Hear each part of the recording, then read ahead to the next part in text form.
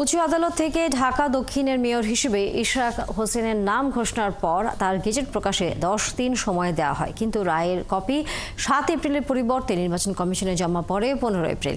গেজেটের হালনাগাদ তথ্য জানতেই বৃহস্পতিবার দুপুরে নির্বাচন কমিশনে যান ইশরাক হোসেন। এ সময় তিনি প্রধান নির্বাচন commissioner A M Nasir Uddin সহ পুরো কমিশনের সাথে সাক্ষাৎ করেন। এদিকে ইশরাক হোসেনকে ডিএসসিসির মেয়র ঘোষণা করে গেজেট প্রকাশে আইন মন্ত্রণালয়ের মতামত জানতে চিঠি পাঠিয়েছে নির্বাচন কমিশন। সাক্ষাৎ শেষে ইশরাক হোসেন গণমাধ্যমকে বলেন, নিয়ম মেনে আদালতে নির্বাচনী ফলাফল এবং গেজেট বাতিল চেয়ে আবেদন করা হয়।